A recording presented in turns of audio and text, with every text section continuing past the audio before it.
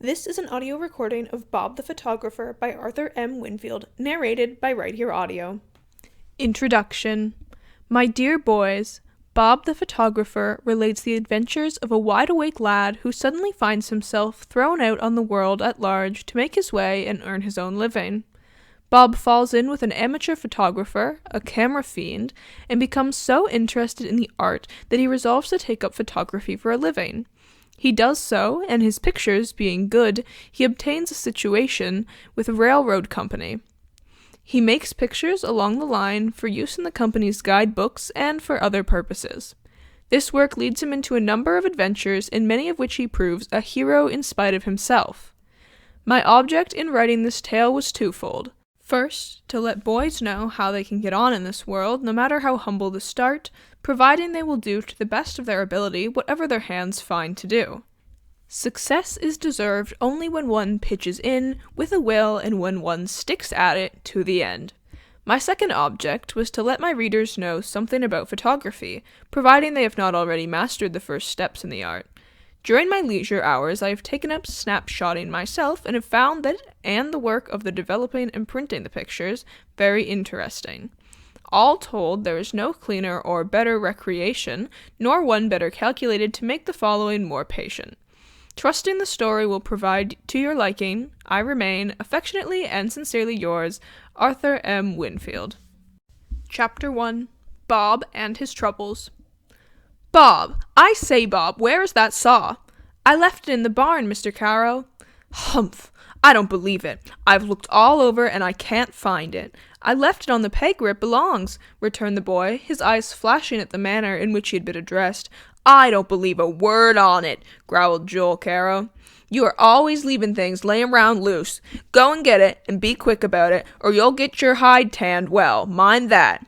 Bob Alden stood for a moment, irresolute, and then folded his arms and unflinchingly faced the man before him. If the saw isn't where I put it, I don't know where it is, he said. What's that? Roared the farmer. Don't talk back to me. Be off with you, and bring it quick. Still the boy did not budge. Joel Caro gazed at him in amazement, and then made a rush and seized the youth by the arm. See here what's got into you this morning, he snarled. Ain't you a-going to obey me? No, I'm not, answered Bob, coolly and firmly. You ain't? Gasped Joel Caro, scarcely believing he had heard all right.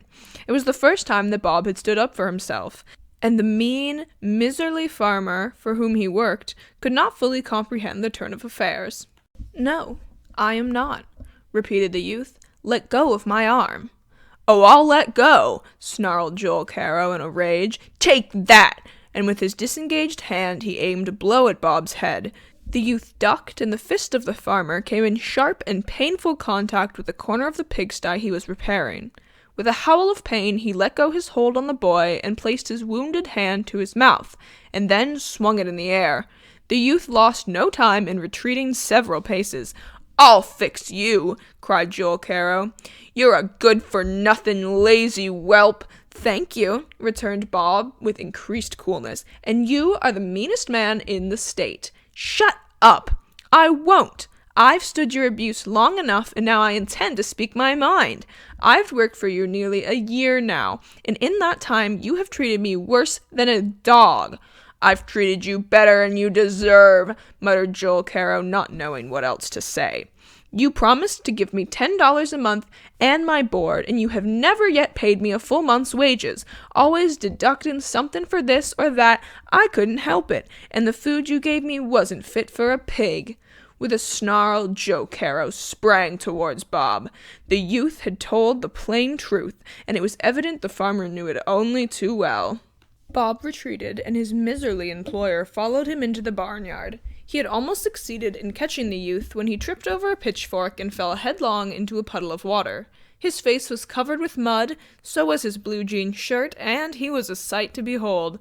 Bob gazed for a second in silence and then burst into a peal of laughter. "Hold up till I take a snapshot of you," sang out a voice from the fence behind the barn. Bob looked in the direction and beheld a young man seated on the top rail of the fence. The newcomer held a camera on his lap, and then lens were pointed towards Joel Caro. Before the farmer could rise from the puddle, there was a click, and the amateur photographer had taken his picture. Bob gazed with interest at the young man. He had seen the fellow before and knew him to be the son of a wealthy merchant of New York. "I was going to take a picture of still life around the barn," explained the newcomer, "but this suits me better." "Go on about your business," snarled Joel Caro. "What are you chasing that boy for? None of your business, Frank Lands. Clear out afore I set the dogs on you." "I must say you're in a very amiable mood this morning, Caro," laughed Frank Lands without shifting his position. "Are you going?" "Not just yet. I saw you try to strike that boy, and I'm curious to know what it's all about." "You have no right on my place." "That's true, Caro, in one way, but not in another." "What do you mean?" returned the farmer uneasily. "I came down to tell you that the last consignment of eggs you sent our firm weren't strictly fresh, and unless you do better in the future, Mr. Dale says he will get his eggs elsewhere." "Them eggs were strictly fresh when they left here," grumbled Joel Caro. "That's not so," put in Bob. "The eggs were taken from those we'd stored all winter, and—" "Shut up!" interrupted the farmer, red with rage. "I won't. I said it wasn't a fair way to do when you shipped them. If you don't keep quiet, I'll wring your neck." Joel Caro made another dive for the youth. Bob escaped to the barn, but before he could go farther, the farmer caught him by the collar, pulled him backwards, and threw him down. "I'll fix yer," he foamed as he caught up a heavy stick and hauled back, ready to strike Bob on the head.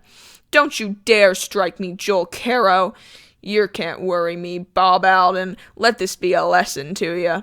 Joel Caro's hand was about to descend, but the blow never reached its mark. "Not so fast," sang out the voice of Frank Lands, and the next instant the farmer was hurled backwards and the stick was wrenched from his grasp. Taking advantage of the interruption, Bob Alden sprang quickly to his feet. "I owe you one for that," he said to Frank Lands. "No, you don't," returned Lands. "If I am not mistaken, it was you saved me from that wild bull that day I was taking pictures over in Sarding's meadow." Bob smiled. He remembered the incident well, in which he had played the part of a hero. During this time, Joel Caro was muttering a number of nasty things under his breath. He now strode over to where Frank Lands stood, the stick still in his hand. "You ain't got no right to interfere in this fashion," he began savagely. "No," returned Lands, with just the faintest show of a smile playing around the corners of his mouth. "No, yer ain't. I won't stand it." "What do you propose to do about it?" I'll have you arrested." At this, even Bob was compelled to laugh. The laugh enraged the miserly farmer still more, and his eyes blazed furiously. "It ain't no laughing matter. You have no right to hit the boy," returned Frank Lands sternly. "What do you know about it? If I hadn't stepped in, you would have nearly killed him." "He deserves it," howled Carroll. "He's the imp's own." "What's the row?" "As I said afore, it's none of your business." "He said I hadn't put the saw where it belonged," explained Bob. "I placed it on the peg in this barn, and just because it wasn't there, he told me he was going to tan my hide for me." "And I presume you objected to the tanning process, eh?" "I did." "I don't wonder, Caro. You are a big brute." "What?" "I've said it, and I'll stick to it. You are a brute, and ought to go to jail." "Take care, Lands. I ain't standing everything," snarled the farmer. "Is this boy anything to you?" "I hired him to work on the farm, but he ain't worth salt." "He works me half to death," put in Bob. "He makes me get up at 4 o'clock every morning, Sundays included, and I don't have 5 minutes to myself till it's time to knock off, generally 9 or 10 o'clock at night." "I wouldn't stay if I were you," replied Frank Lands. "I don't intend to. I was going to leave today." It was a sudden resolution on Bob's part, but the youth meant it. "Leave!" ejaculated Joel Caro in sudden alarm. "Yes, leave. Your month ain't up." "I don't care." "I won't pay you a cent." "I don't care for that either. I'm going, and that's all there is to it." "You ought to pay the boy what is coming to him," put in Frank Lands. "Not a cent," returned the farmer decidedly. "You had better, Caro. If you don't, I'll help him take his case to the nearest justice and testify as to how you've been treating him." "You villain!" "Softly, sir. You had no more right to hit that boy than you had to hit me. The best thing you can do is settle up with him." Joel Caro breathed hard. He wanted to say something sharp, to tear somebody to pieces, but he didn't dare to make a move, and there was really nothing to say. Frank Lance turned to Bob. "How much does he owe you?" he asked. $5 on this month and $3 on last. Then, Caro, pay the boy $8 and let him go. The coolness of the suggestion amazed the farmer. He stared at the young man and staggered up against a feed box. "Pay him $8? He said with painful slowness. "Either that, I will take him to the nearest justice without further delay. You will find going to law much more expensive." Joel Caro gave a groan. Then he brought forth a well-worn pocketbook and with trembling fingers counted out 8 greasy bills. "Now you are acting sensibly," said Lands, as Bob took the money. "Will you go with me?" he asked, turning to the youth. "Where to?" "I am bound to Stampton on a camera tour. I will pay your way if you care to go." "I'll jump at the chance," returned Bob quickly. "I would like—" Joel Caro, where are you?" came in the shrill voice of the farmer's wife. "Here you are, leaving the pigsty wide open and all the pigs running into the garden. Mercy sakes, one of 'em's in the dairy. Come quick, you big fool, and tend to 'em, or I'll be out there with a broom." Mrs. Caro's angry voice was coming nearer, and without stopping to parley longer with the others, Joel Caro darted from the barn and after the scampering pigs who were scattering in all directions. "Now is your chance to get away," said Frank Lance hurriedly. "I presume you have a better suit of clothes than that?" Bob shook his head. "This is my best and only one." "And your shoes?" "The same, and also the hat, but I have a few things up in my room." And running up the ladder to the part of the loft called his room, Bob soon reappeared with a small bundle tied up in a piece of old table oilcloth. "Here are all my duds," he laughed. "Ain't quite a trunk full, is it? Now I'm ready to—" A wild cry from outside reached their ears, and both ran to the doorway and then out into the barnyard. "By Jove, that's rich!" cried Frank Lance. "I must take another picture by all means." He hurried for his camera, and meanwhile Bob stood by on the corn crib laughing merrily. Joel Caro and his wife had cornered 2 of the frisky pokers and were doing their best to catch them. The pigs began to squeal, and suddenly one of them darted under Mrs. Caro's foot just as she raised it to step out of the way. She fell down, and Joel Caro went with her, while both pigs flew over a log and went crashing into the glass top of a hothouse bed. The farmer rose up and went after the pigs. He was so mad he did not notice the hotbed frame, and before he knew what he was doing, he too was smashing glass at the rate of a dozen panes a second. "Joel, you good-for-nothing man!" shrieked Mrs. Caro. "Come out of there!" Mrs. Caro arose, madder than a hornet, near at hand with a broom, and picking it up, she went after her husband. "We had better get out of here before they see us," said Bob. "I've got my fill of the place." "Come on, then." Frank Lance leaped the fence, and Bob quickly followed. In a few minutes, the two were on a country road and out of sight of the Caro family. As they walked along, the two became thoroughly acquainted. There was something in Bob Alden's composition that pleased Frank Lance, and he became thoroughly interested in the youth. "And you say you are an orphan, Bob?" he said. "So far as I know," returned the youth. "Old Thompson of Windham brought me up, and he said he never knew where I came from." "Where did he get you?" "He never told me.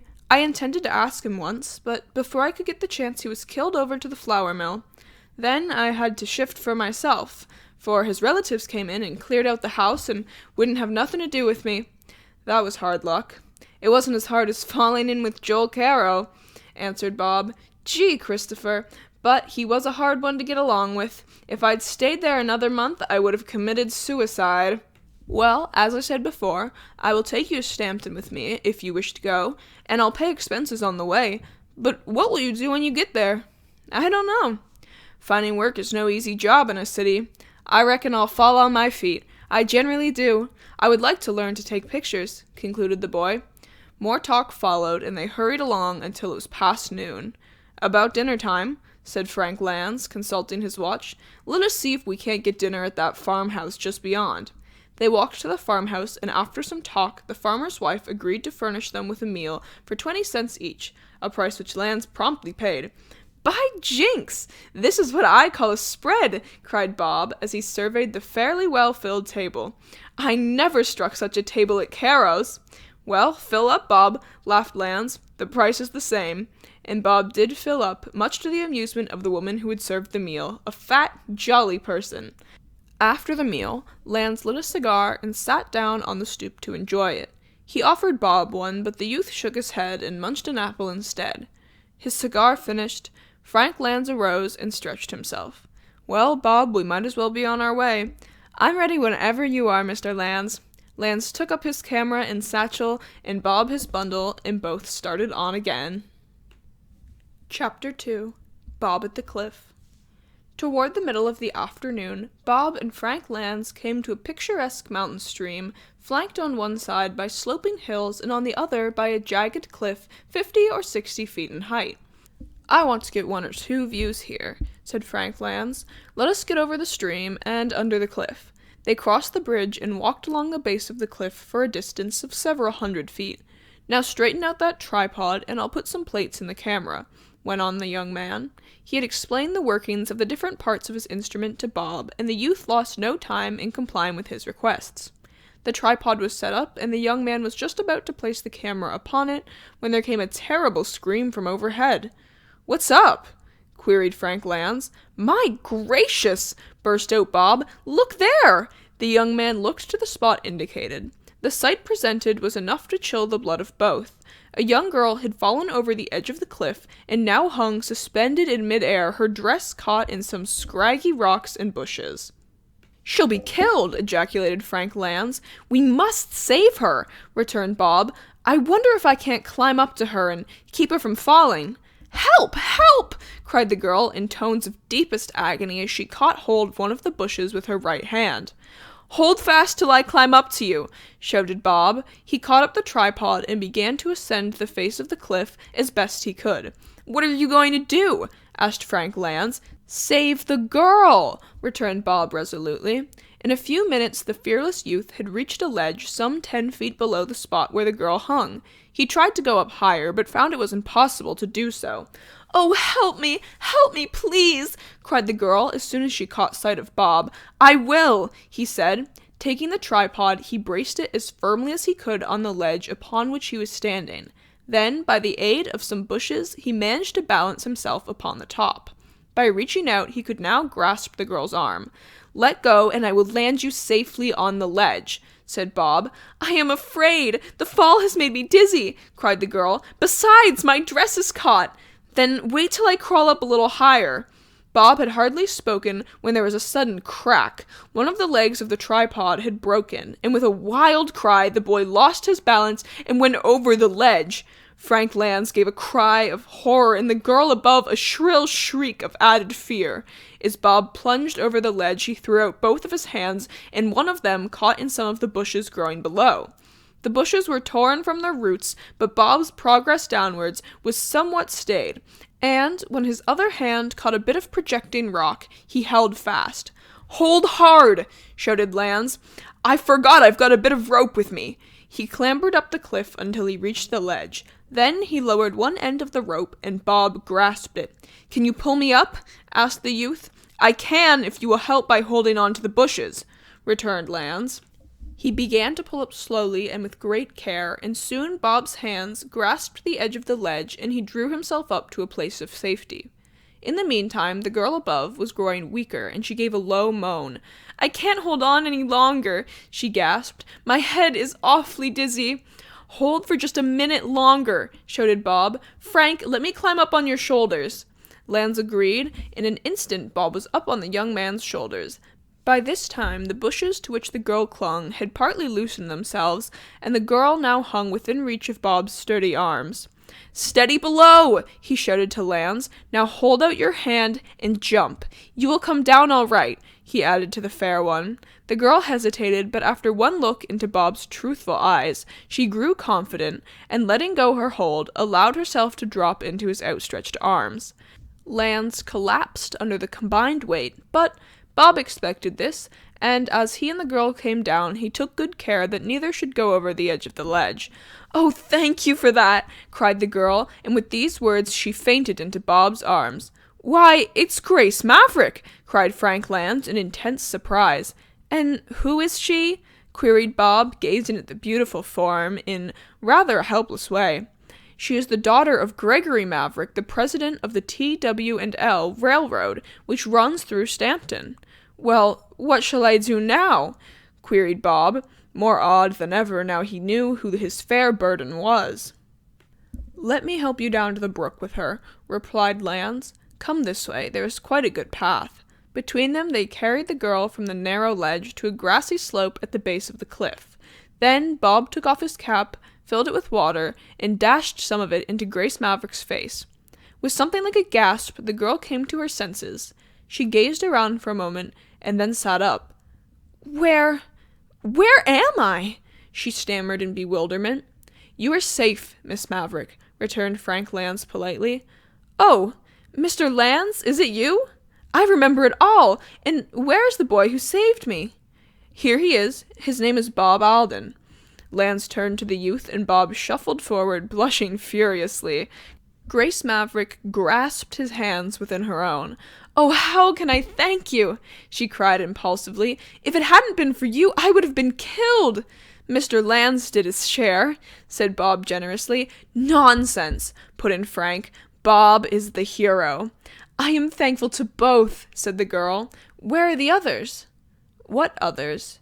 "My friends. There were 4 of us on the cliff, and a savage dog scared us. I ran near the edge and stumbled." "I'll go up and look for your friends," said Lance, and without waiting he made off. "And your name is Bob Alden?" questioned Grace Maverick. Bob nodded. "Mine is Grace Maverick. I am awfully glad to know you. Do you belong around here?" "I don't belong anywhere just now." "Why, what do you mean? I worked for a farmer over in Shellville, but he treated me so meanly I left. I am bound for Stampton." "To get work?" "If I can." "Well, when you get there, you must call on me.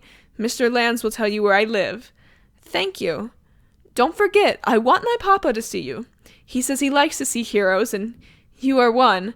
"No, I'm not. I'm only a plain country boy," said Bob. "Anybody could do what I did." "Perhaps they could, but they wouldn't all have the nerve to try." "Oh, here comes Mr. Lance now. And he has found my teacher." Frank, now returning with an elderly lady, who at once proceeded to take Grace in charge, scolding her for going so close to the edge of the cliff. "Here is the young man who saved me," said Grace, pointing to Bob. The elderly teacher gave the youth one stare and then shrugged her shoulders. "You must have nothing to do with such common people, Grace," she said lowly, but still loud enough for Bob to hear. "Come with me at once." "He is a noble boy," protested the girl. "Goodbye, Bob Alden. I shall expect to see you in Stampton. Goodbye, Mr. Lance." The teacher hurried Grace away. Bob and Frank both tipped their caps, and then the youth turned to the young man. "Christopher, isn't the old lady a sour one?" "Rather," returned Frank. "But Bob, you're in luck." "How so?" "It's a good stroke for you," went on Frank. "It ought to be worth a good deal to you." "What ought?" "Saving Grace's life. Such a thing isn't done every day." "Pooh, you're as bad as she was." "Why? What did she say?" Bob told him. Frank caught his hand. "Let me congratulate you. You're all right." "Give it to me plainer, please. Can't you see? You call on Grace. See old Maverick, he takes an interest in you and rewards you handsomely." "But he won't." "Why not?" "Because I won't call." Frank stared at Bob in amazement. "Won't call?" he gasped. "That's it. I'd feel worse than a cat in a strange garret. I'm not used to high-toned society."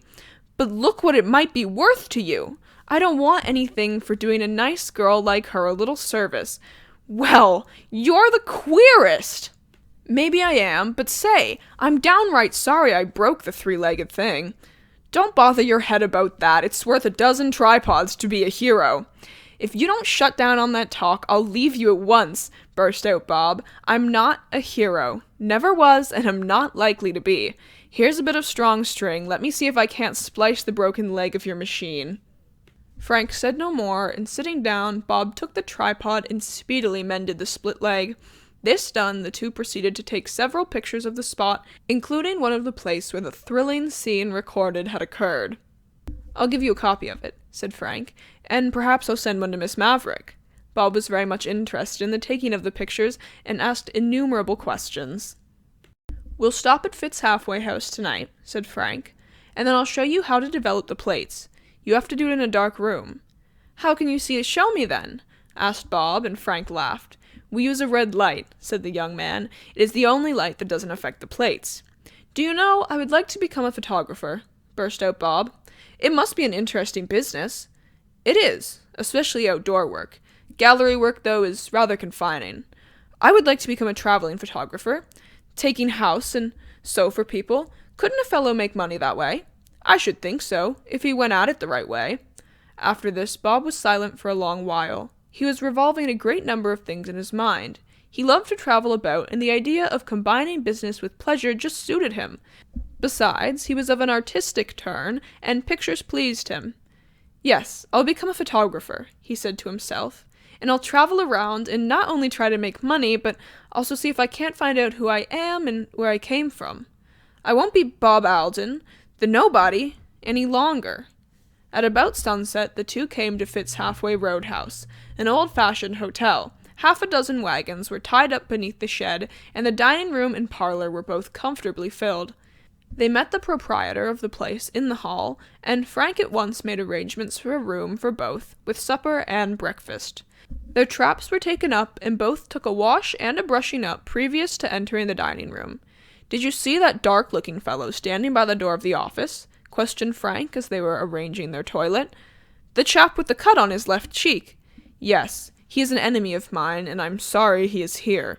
"How is he your enemy?" asked Bob with interest, for he could not understand how so good-hearted a person as Frank Lance could have an enemy.